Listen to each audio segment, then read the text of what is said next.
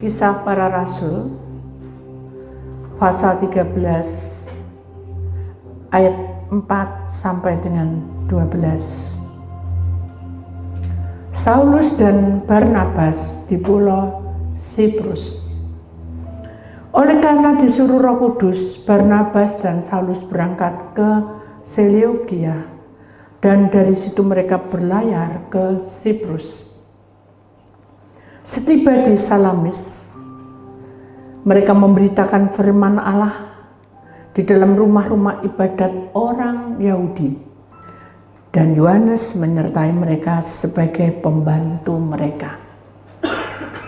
Mereka mengelilingi seluruh pulau itu sampai ke Pafos.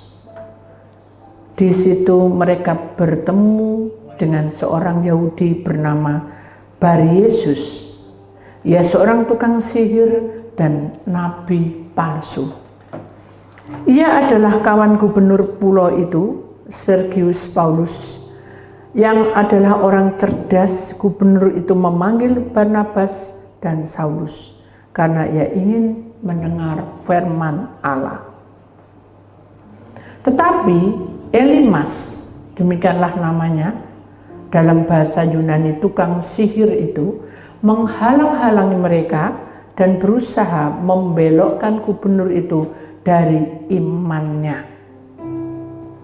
Tetapi Saulus juga disebut Paulus, yang penuh dengan Roh Kudus menatap dia dan berkata, "Hai anak iblis, engkau penuh dengan rupa-rupa tipu muslihat dan kejahatan. Engkau musuh segala kebenaran. Tidakkah engkau akan berhenti membelokkan jalan Tuhan yang lurus itu? Sekarang lihatlah, tangan Tuhan datang menimpa engkau dan engkau menjadi buta beberapa hari lamanya. Engkau tidak dapat melihat matahari."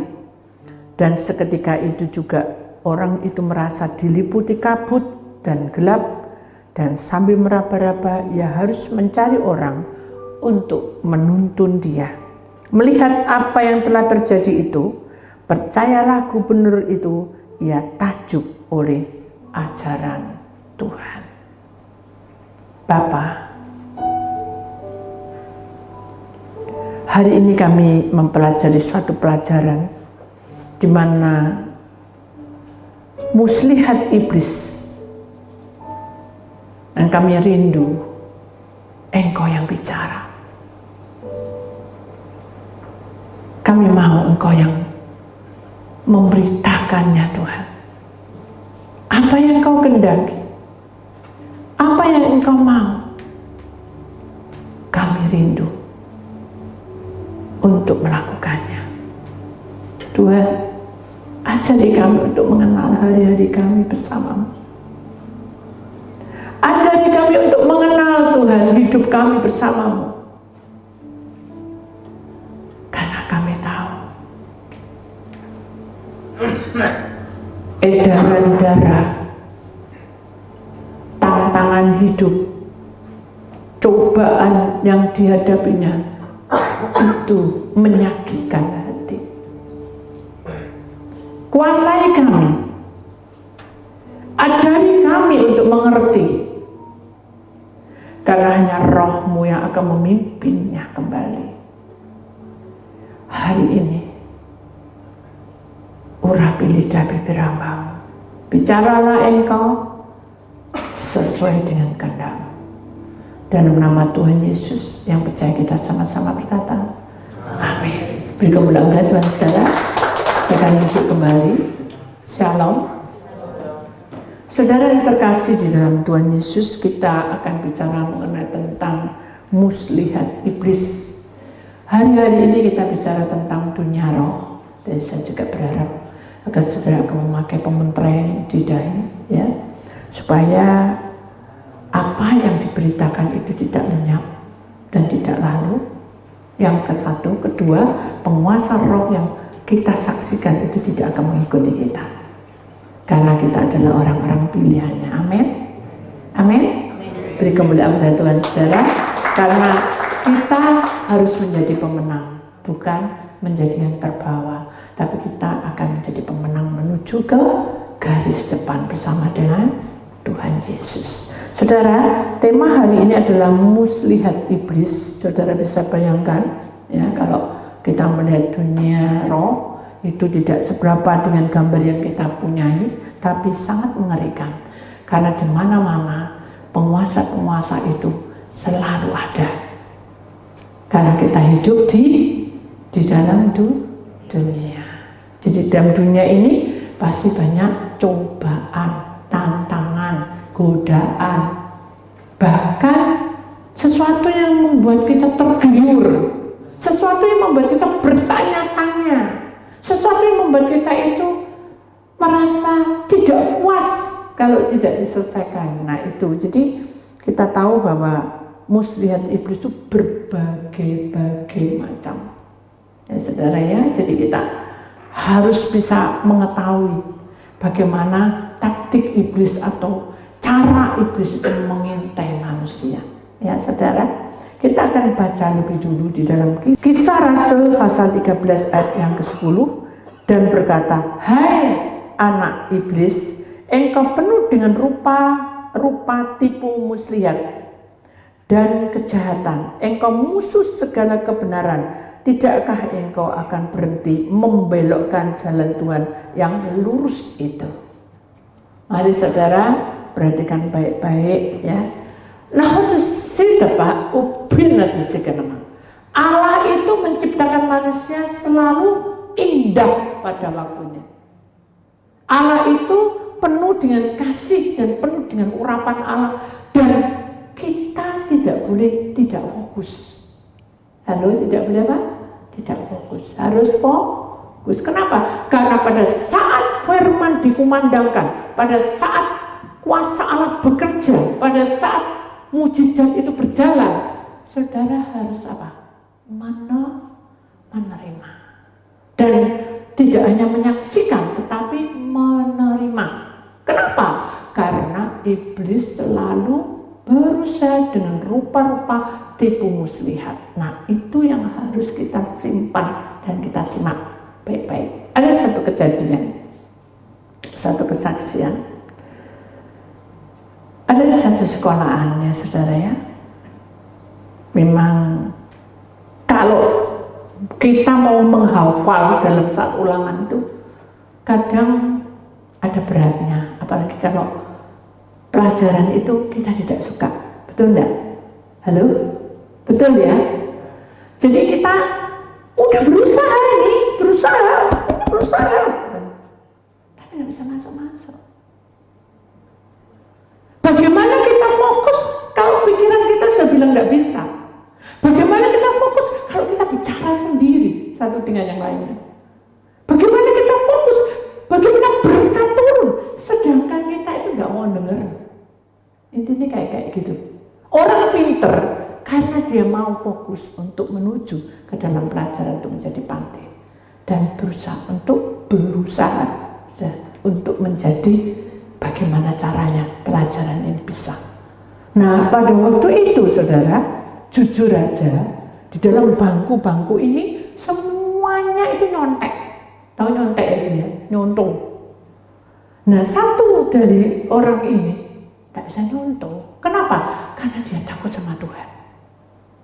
Kenapa saya? Takut dengan Tuhan. Akhirnya teman-temannya tuh marah. Kenapa kamu tidak nyontek?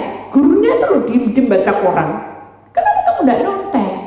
Orangnya ini malah nangis, saudara. Anak ini. Akhirnya protes sama Tuhan. Tuhan, kok saya ini mau masuk kebenaran loh Tuhan. Saya ini takut sama Tuhan, tidak boleh nyontek. Tapi kok teman-teman saya kok malah saya difitnah bahwa saya itu tidak sehati, tidak sepikir, tidak sejiwa. Tuhan tidak jawab saudara, karena kita tidak pernah mendengar suara woi gitu, Musa gitu, enak sudah zaman dulu bisa ngomong. Sekarang ini bisa bicara tapi dalam roh, tapi saya tidak tahu waktu itu. Orang ini tidak tahu waktu itu. Akhirnya dia duduk termenung saudara, sambil melewati semua hari makin malam, saudara, tidak ada apa-apa, tapi sedih karena difitnah. Semua teman-temannya tidak suka sama dia karena kita tidak mau nyontek, ya, tidak mau nyontoh. Akhirnya dengan seiringnya waktu kelihatan sudah ada semut. Semut itu hitam dan besar, ya. Dia dengan gagah dan berani selalu menentang gini kalau jalan. Nah, saya pada waktu melihat itu, saudara, melihat ada semut lagi yang kecil-kecil gitu, kecil sekali. Mungkin kalau kita tidak memandang tidak mungkin tahu, tapi banyak. Kenapa bisa tahu? Karena dari ujung ke ujung sampai ke tembok itu semua penuh dengan semut kecil-kecil itu. Tapi semut-semut kecil itu sedang bergotong royong membawa satu nasi. Kan besar nasi, jadi gotong itu kasarannya gitu aja. Terus dibawa. Dihadang dengan semut yang hitam itu tadi. Dengan kesombongan dan keangkuhannya, dia bicara mungkin ya, mana nasinya gitu, diminta gitu aja. Padahal dia ngambilnya dari ujung ke ujung, penuh dengan liku-liku, kadang nabrak batu, kadang nabrak kursi, kakinya kursi, kadang nabrak apapun, saudara. Tapi semut ini tetap berjalan baru benjut-benjut mungkin ya, karena ngobrol tadi, mungkin mulutnya sampai pengkor gitu. Mungkin kakinya lepas satu, tapi tetap mereka bersatu terus dibawa, dihadang semut hitam itu, dan dia tidak menyerah. Dikeroyok itu kakinya semut hitam, digigit mungkin ya. Buktinya dia melungker-melungker gitu, mungkin dia minta ampun, minta maaf, minta apa gitu. Tapi semut ini tidak minta ampun, terus ngerombol sampai mati, sampai mati. Disitulah Tuhan bicara, kebenaran itu pasti akan tersingkap. Kalau kamu tidak nyontoh itu benar, nanti akan tersingkap. Nah, yo apa caranya tersingkap? Caranya gitu, secara logika yo apa caranya? Gurune demo. Ya mungkin gurunya tahu, mungkin dibikin saya nggak tahu ya, itu mungkin caranya, itu logika kita. Sudah jalan, saya dimusuhi saudara, tetap kita jalan, nggak mau nyontek. Suatu hari, di mana itu ulangan 100 semua anak itu, tapi saya mendapat 75. Maju si A, nilaimu berapa? 100, bangga. 100 Pak, ayo isi itu ulangannya nomor 1. Nah, karena dia tidak belajar nyontek, bisa isi? Halo, bisa isi? Tapi bisa. Loh, kamu bisa 100 ini gampang sekali. Ya Pak, saya lupa Pak. Ya udah isi yang mana yang kamu bisa. Hanya gitu saja. Tidak bisa semua. Berdiri di sana. Hanya semua itu dapat hukuman berdiri, tapi saya ngisi. Setelah itu barulah ditanyai, kamu kalau tidak mengaku biji 100 ini dari mana? Masa semua ini tidak ada yang bisa ngisi? Hanya ada anak yang ketakutan, nanti tidak naik no kelas, ada anak ketakutan ngaku, ya Pak semua ini nyuntuh. Hanya gurunya bangkit dan bilang, hari ini juga kamu keluar, buat lagi PR sampai 10 kali, ya, sejak itu kamu datang sini kita ulangan sendiri. Sudah selesai ya, saya dipanggil maju, karena saya lupa, saya memang lupa. Saya berdoa, Tuhan, saya lupa, ya apa ini? Begitu suruh ngisi nomor 3, saya nggak bisa. Saya menunggu, kok tidak bilang sukanya kamu pilih, kok enggak? Saya bingung Tuhan, saya tidak tahu, saya sudah belajar, saya tidak tahu. Dan bukan saya, guru ini bilang caranya, kalau kamu begini aja, begini. Barulah saya ingat, oh ya saya pernah belajar seperti ini dan hasilnya begini. Hanya saya kasih buat kerangkanya dulu, ya pembagian, bagi, hanya bisa, dan saya tulis di situ. Dah duduk, Barulah begitu saya duduk, rasa jawabannya terjawab. Inilah namanya kebenaran. Kalau kamu masuk dalam kebenaran, tipu muslihat iblis itu tidak akan mengganggu kamu. Oh iya, itu hal sekolah, saudara. Sekarang hal tentang kehidupan kita sehari-hari. Baru saja. Saya ini berjalan, bukan berjalan dengan kaki, tapi ikut mobil, naik mobil menuju ke suatu tempat. Setelah itu, saya itu bingung, saudara. Pada saat di tempat lampu merah, kuning, hijau itu berhenti merah kan, saya itu bingung.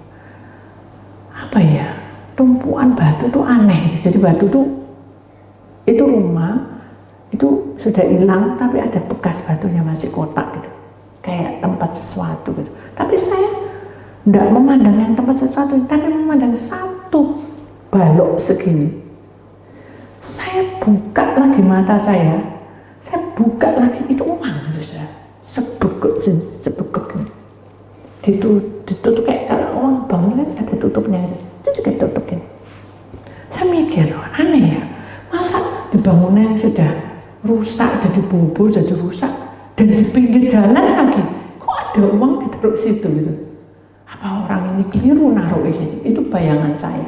Akhirnya saya gini, udah biarin aja. Tapi terus suruh lihat ke sana. Saya bingung, kenapa ya, ada aneh gitu. Kenapa? Menurut saya tidak ada apa-apa. Tangan lagi, kok kayak batu, kok kayak uang, kayak batu, kayak uang, kayak batu. Akhirnya karena kita kebawa, nah itu sudah, kalau kita pakai perminyakan, kita bisa kebawa ke sini. Akhirnya karena kita mikir ke situ, kebawa, karena pikiran capek, segala capek, makanya kita kan terlalu capek, terlalu banyak pikir, itu bisa mati. Salah satunya saya sendiri, saya alami. Jadi bukan apa ya, ngambang. Jadi saya aneh ya. Saya seperti satu bukan suara, satu gerakan ambil. Dan kamu ambil, kamu jadi kaya. Ambil. Saya bingung. Kenapa ya kok batu suruh ngambil gitu? Saya bilang, wah ini tidak benar. Hanya saya bilang, Tuhan, saya kan ada berdoa.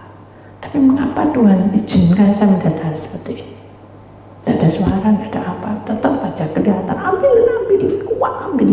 Ini lo berhenti, tak berhenti, lo lama. Lampu merah, ambil. Itu bagus untuk masa depan. Terus kamu tidak susah-susah. Saya bingung, apa ya yang terjadi? Tapi saya tidak tertarik, cuma aneh gitu aja. Begitu saya bilang, Tuhan, tak serah no. Nah itu saudara. Begitu sudah mengalami banyak pikiran, pokoknya gak karuan, harus bilang tak serah, Tuhan tak serah. Saya tidak tahu, saya tidak mau dengan suara-suara ini, tapi saya berserah. Begitu berserah, saudara, benar itu uang, Ustaz, gebokan. Sebentar jadi batu, sebentar jadi gitu. Jadi batu itu aneh, kayak ditumpuk-tumpuk, tipis-tipis kayak uang gitu, Ustaz. Akhirnya saya bilang, Tuhan, apa yang terjadi? Tak serah, dibuka kronologinya. Itu pesugihan. Hah? Jadi pesugihan itu enggak harus cari ya Tuhan? Enggak. Jadi di mana-mana bisa. Waduh, serem lah. Iya. Makanya manusia harus ada kementerian, harus kuat, memandang, fokus. Seperti kita mendengar teman-teman, fokus. Jangan sampai firman itu diambil. Jangan sampai kita heboh sendiri, jangan sampai kita bingung sendiri dengan pikiran kita, dengan apa yang kita ada. Harus fokus, saudara. Supaya apa? Kita tidak terbawa oleh arus itu. Jadi kalau saya tadi terus terfokus dengan itu tadi terbawa, mungkin saya bisa berhenti, tak ambil, tak kejar kenang-kenangan. Tidak mungkin saya percaya itu uang. Saudara. Tak ambil, saudara. Saya menang. Karena sudah ambil. Itu keputusan berarti. Makanya sudah harus hati-hati. Ketemu nih satu tempat ya, ada daun itu bagus dan gila, tapi ada sesuatu gerak. Kamu ambilnya jadi pinter, itu sering saja. Kalau kamu ambil, ya kamu sudah komplotan dengan tipu muslihat iblis tadi. Tahu Tuhan, saudara paham? Jadi dimanapun berada, kalau sedang mengintai sesuatu aneh ya itu, hati-hati saudara. Bisa pesugihan, bisa kepandaian, bisa martabat, janjikan, saudara. Seperti Tuhan Yesus. Ini loh, seluruh dunia bagus toh. Tak kasih kamu Tuhan, tapi sembahan aku. Maksudnya seperti itu. Kalau saudara ambil daun itu, ambil kertas itu, ambil batu itu, ambil itu, berarti saudara sama saja kena dengan tipu muslihat iblis. Itu berbahaya. Halo, berbahaya ya. Jadi saudara jangan pernah dikasih, tak omongin aku begini, tempat tak terjun, buatnya wapi-api, tak kasih kamu satu, jangan. Wantik ini. Ya, terima kasih. Kita tidak tahu loh, saya ini batu apa. Batu pencabut nyawa ya, saudara begitu menerima batu itu mati salah satu keluarga. Bahaya. Atau kemiskinan. Roh kemiskinan, kita tidak tahu, saudara. Apa tiba-tiba kita kayak mendadak, tapi anak kita atau siapa yang harus jadi korban nyawa. Siapa mau? Gak mau. Siapa mau seperti itu? Tidak mau, saudara. Nah, di situ benar, malaikat Tuhan itu sudah menjaga kita. Dari kita lahir, masih dalam benih, malaikat yang jaga. Tapi ketika kita tidak mengundang roh Allah, malaikat itu tersisih, saudara. Jadi keputusan keegoan kita yang maju ke depan. Maka itu kita harus berhati-hati. Jangan egonya yang main.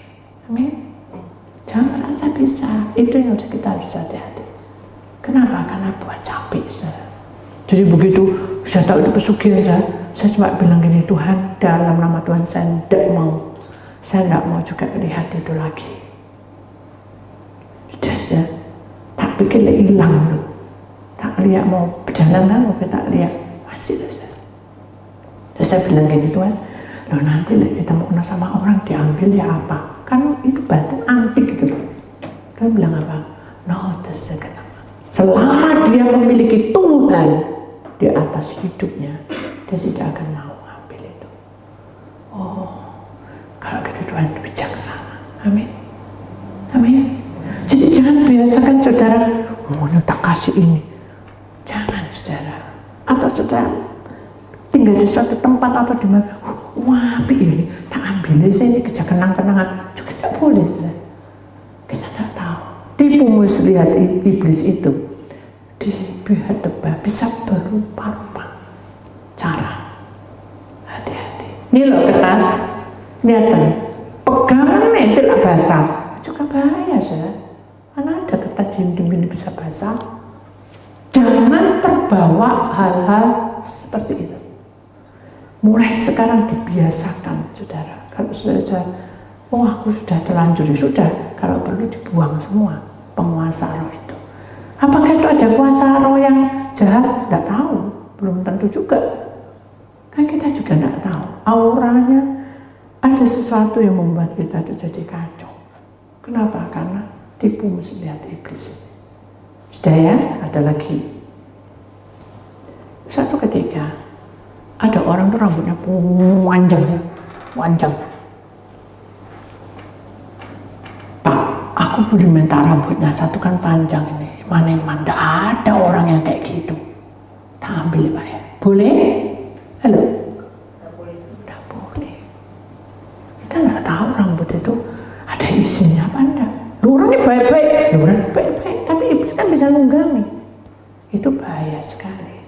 Mari kita pelajari bahwa malaikat kuasa kunite kehidupan yang bersama dengan Tuhan itu hidup yang kudus, yang sesuai dengan firman Tuhan. Jangan seperti yang nabi palsu tadi, ya saudara, dia berusaha untuk menghalang-halangi supaya gubernur itu tidak mendapat keselamatan. Tipu muslihat iblis pasti berusaha untuk menjatuhkan kita. Jadi jangan terbawa, itu pintar. Tidak ada kata pintar. Kalau pintar di dalam pelajaran, apa ada pintar sampai dalam hal-hal yang kayak gitu-gitu, gak ada, saudara. Kita tidak pintar, tidak kepinteran, saudara ya. Tapi kita harus berserah pada Tuhan. Tuhan nanti yang atur semuanya. Amin. Mari kita belajar untuk mengerti, karena jalan Tuhan itu bukan jalan kita. Amin. Lalu kita akan perhatikan satu lagi, saudara. kesaksian, saudara. Nanti saya tutup dengan kata-kata indah di sini. Iblis itu bisa menyerupai apapun. Suatu ketika saya ada tinggal di satu hotel, saudara ya.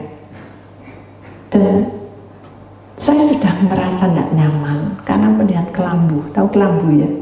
Kelambu. Itu tuh tipis gitu. Tapi saya tidak bisa lihat dari luar. Jadi itu ketutup gitu, tapi tidak bisa lihat dari luar. Tapi begitu saya selesai menata semua itu ada seperti, kok aneh ya, kok ada kuburan gitu. Saya goyang-goyangan kepala saya, apa saya yang salah gitu. Aduh, enggak pas. Akhirnya namanya penasaran, saya deketin selambu itu, saya mau buka gitu. Begitu saya mau buka, enggak bisa gitu saya buka. Ini saya bilang, Tuhan, kalau Tuhan tidak izinin ya enggak apa-apa, enggak saya buka. Enggak diizinin sama Tuhan buka, enggak bisa buka aneh gitu. Gitu, sudah. Hanya kita tidur, anak-anak tidur, semua tidur. Terus anak saya bilang, kita pindah aja karena tempat ini terlalu sempit. Oh ya, enggak apa-apa, tambah beneran dalam hati saya. Ya udah, bener. Pagi sekali jam 4, karena kan kita biasa penyembahan, berdoa, puji Tuhan, baca firman. Saya terganggu. Kok rasanya itu kok ada yang mengintai, ada yang liatin terus. Ini saya bingung. Saya masuk ke kamar mandi, kok enak, sini kayak bergerak, jadi kayak apa namanya, kayak berdiri bulunya nih, berdiri semua, berinding. Saya bilang gini, Tuhan, pasti ini juga tidak beres ya. Kalau Tuhan izinkan segala sesuatunya terjadi, saya mengalir. Bukan, kok Tuhan izin buka, saya dibuka sungguhan ya apa saudara? Saya juga tidak mau. Kalau Tuhan izinkan seperti ini ya, saya mengalir. Saya tetap mengalir. Saya memuji Tuhan dalam hatiku. Tidak bisa juga. Jadi saya hanya berdoa dalam hati, memuji-muji Tuhan. Saya itu sikat gigi, tapi berinding-berinding gitu saja. Kayak di meniup-niup gitu. Tapi saya diem aja. Akhirnya saya menyanyi, memuji Tuhan. Saya pentingkan anak-anak, cucu-cucu saya. Saya kasih permintaan doa. Tadinya sudah dikasih, tapi namanya orang ya, saya tidak mau itu. Sesuatu terjadi, saya kasih semua.